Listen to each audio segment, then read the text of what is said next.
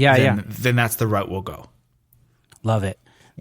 So tell me a bit more about how you master. Like, do you start listening in like the chorus where things are like really heavy, or do you listen to the whole song top to bottom? Yeah, I try to listen top to bottom. I will often just with a sheet of paper or just in like the comments section on that track in Pro Tools. I'll crank it up to the level that I want to listen at, and just listen. I used to do a thing where I'd actually turn around so I don't look at the screen at all, just to be completely objective. Yeah, the screen is so problematic. It can be, yeah. And I just try to make my first impressions. Like, ooh, vocal sounds nice. Oh, cymbals are harsh. Oh, I like the kick drum. Snare could be a little, like stuff like that. You know what I mean? Or, oh, I like the width, or I think it could be a little more spacious. Dynamics are nice or not. You know what I mean? Like things like that. And usually by song 3, 4, 5, I start to really hear the record and get into it.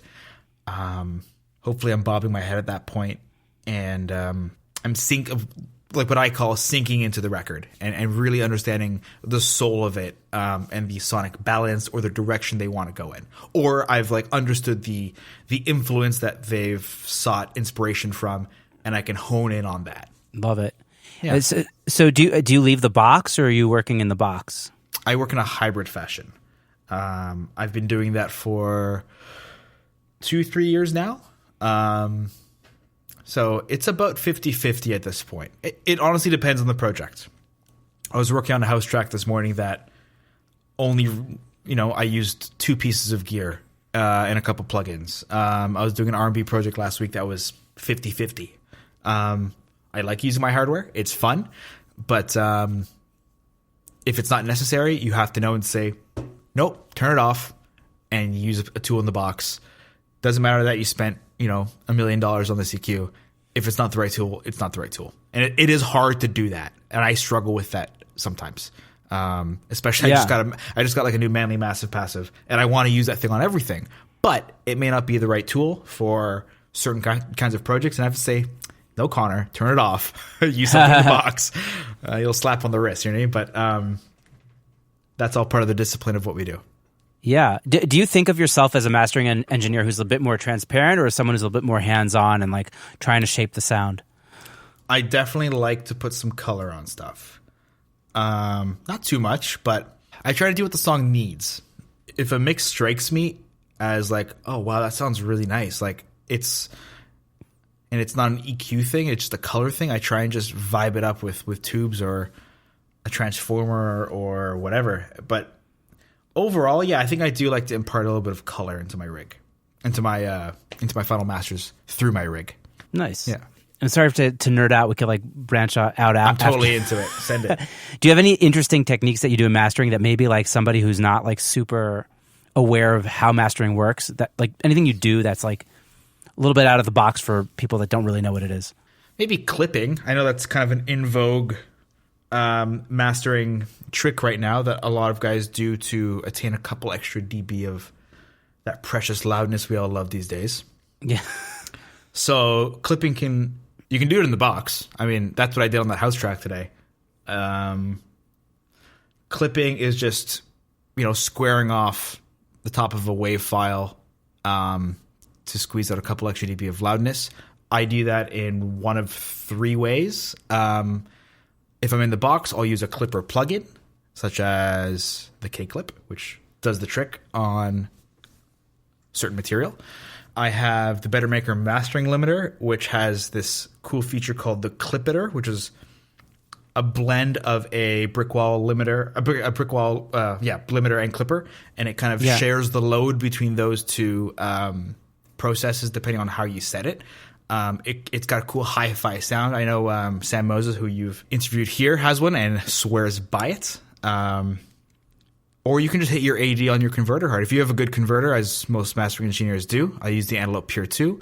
The AD side of those converters are typically pretty robust and badass, and you can abuse them a little bit to get that extra dB or so. Plus, the sound of the converter is also desirable at times. Cool. Yeah. So there you go. Stuff I don't know about as someone who does mostly mixing and recording.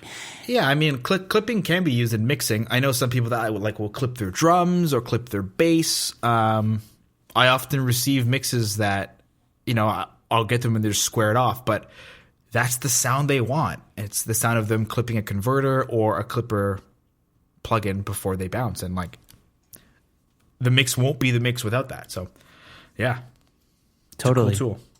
So what are your thoughts on the loudness war? Do you like to make things loud? Do you like things a little bit more dynamic? And do you think there's still a loudness war?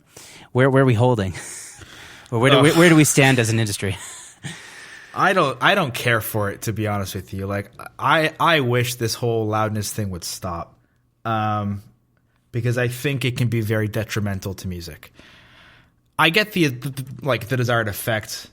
Louder is, big quotation marks here, better, but I don't really think it is. I have a standard, I'm not going to say standard, but I have an idea of how loud I like to put music out at. If the client wants a little bit louder, I'm here to serve them and the music in their best interest and all that. I think mastering has changed a bit with how we think about normalization on streaming platforms, which is a bit of a weird topic. I don't really know how to talk about that properly. It's very odd. Yeah, it is weird, eh? It's very weird, yeah. So I don't care for it. However, I have to pretend to care for it with certain clients that want their stuff banging.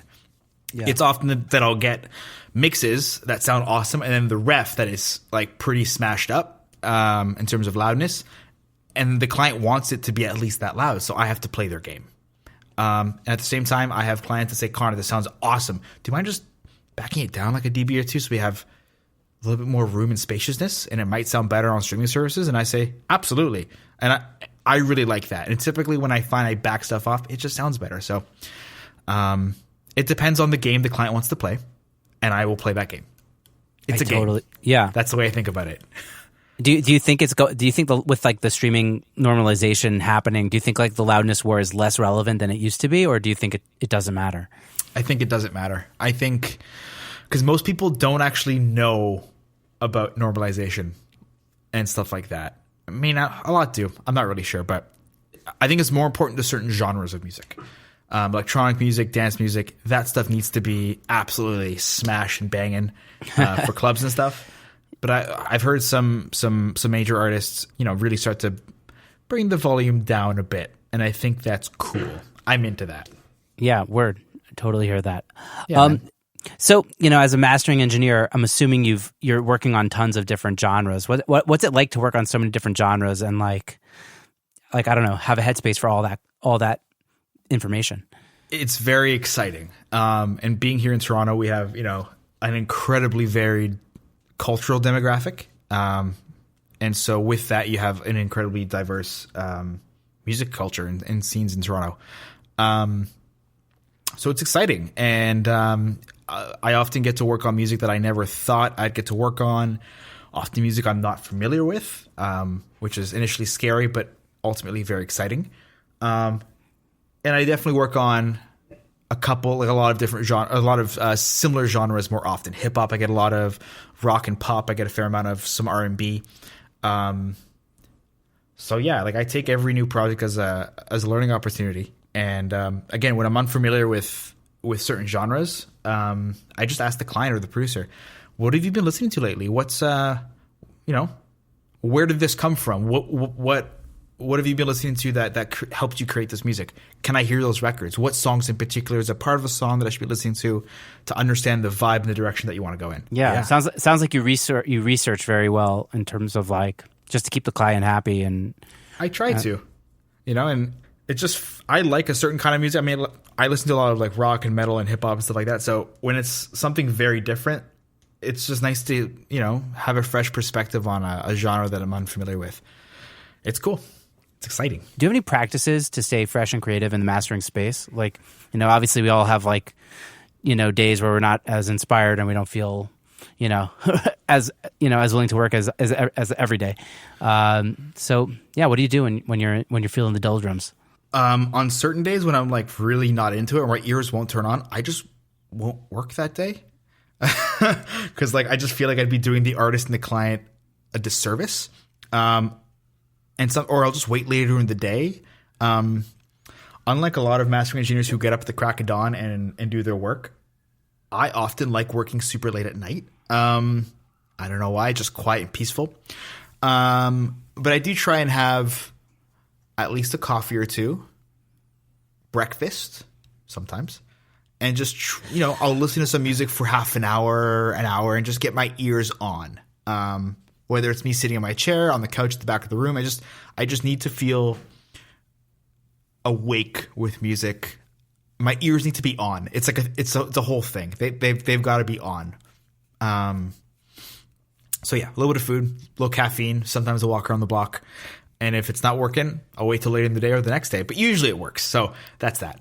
Yeah, awesome. So is it expensive to start up a mastering studio? Like you guys with like all your outboard gear and stuff, like how difficult is it to really get, and like also to have like a room that sounds really good? Like you need a super treated room to be able to master.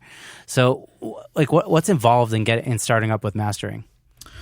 Well, you definitely brought up some good points there. Your room being the most important feature. Actually, I'd say your computer is the most important feature. You need to have a computer that has, a reasonable processor, a pretty good processor, a fair amount of RAM, just to be able to support some of the DSP or oversampling that you might be doing. Interesting. Your room is very important. Good acoustic treatment, treating your ceilings if need be, making sure your listening environments and your listening position has a sound that caters to your speakers and to the way you like to listen to music. And that also translates to other listening environments.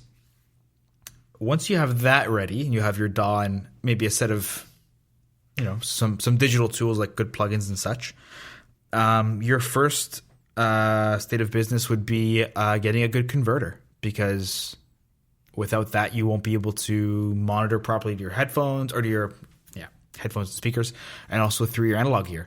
So that's why I chose the Antelope Audio Pure 2, because it has monitoring and all the I/O you kind of need. So I can connect that to my computer via USB, to my Focal SM9s via TRS, and then it facilitates my analog chain and has a few different routing presets that work with the way my rig's set up, and it sounds great.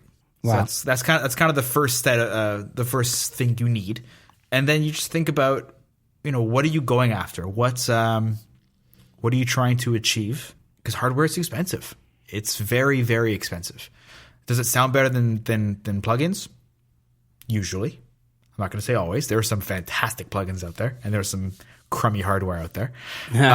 So, it's cool if you can demo stuff, if you have a friendly music shop or distributor that allows you to demo stuff before you buy. So it's just, what are you trying to achieve? What sound are you trying to make? And what are you trying to maybe, quote unquote, replace in your chain, in your plugin chain? Yeah. I feel like people need to take out loans. I feel like to get going with mastering, as opposed to like maybe just recording, where it's like really affordable to just kind of get up and running, versus like just like the sheer amount of stuff that most mastering engineers use. Yeah.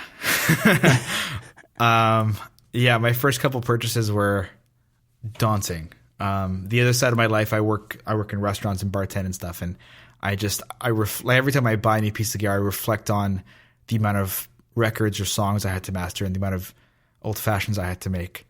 So totally. That's kind of what I lean back on. I'm like, man, this thing costs a lot. That was like 30 old fashions and whatever, like 4 records. But in the end, it's all worth it, hopefully. Yeah. Well, for sure. If you're investing in your career also, and like for the long haul, and the stuff usually lasts, I guess. Usually, yes. I find mastering gear is typically built with a high level of accuracy and quality. That's what you're paying for, hopefully. So I haven't had too many issues with the gear that I've bought, and luckily, when I do, I have an incredibly talented tech who can look over my gear, give it a quick little sense of love and care, and sends it back better than before. That's awesome.